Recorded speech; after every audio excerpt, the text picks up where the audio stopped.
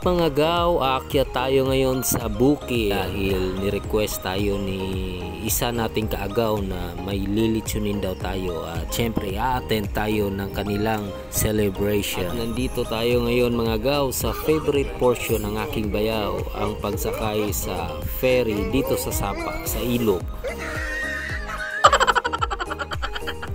Napakaganda ng mga tanawin dito mga gaw at malapit na ring matapos itong kalsada dito sa ibabaw mga gaw.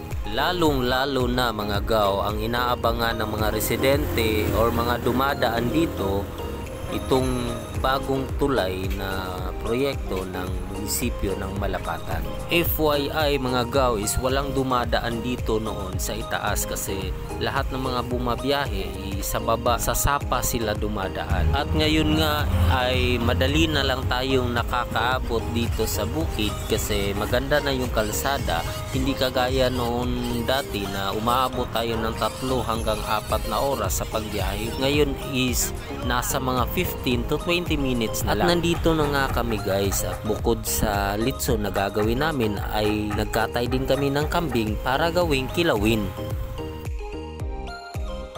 Wow! At dito na nga kami kumukuha guys ng tubig na panglinis sa mga ginagawa namin. Ang sarap maligo dito guys. Ang lamig pa ng tubig at napakaklaro. Days before lang mga gaw bago kami umakyat ng bukid, nakahuli nga pala si pinsan ng isang malaking ahas. Sayang nga lang at hindi namin inabutan kaya picture na lang yung nakuha namin. Makakatikim na sana ulit ako ng masarap na pulutan.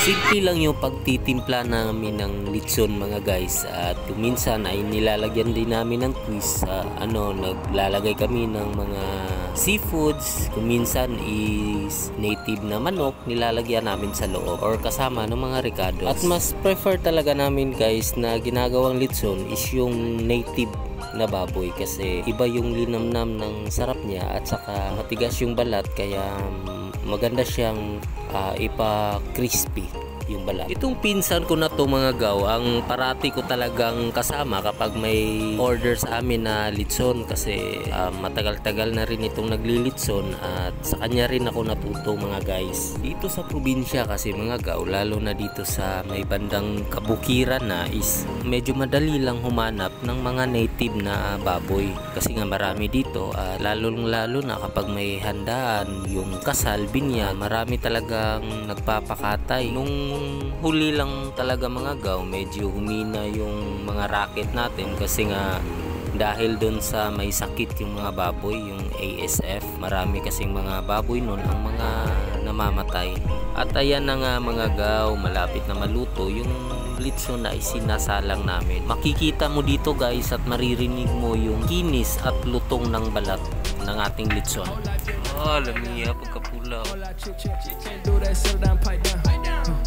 On the kitchen floor in the church house, young Mike moonwalk. Always been a star in the sky, you did not get tuned out. Hey, yeah, I'm flashing, yeah, yeah. Now ratchets, hey, yeah. Quick flip, yeah, yeah.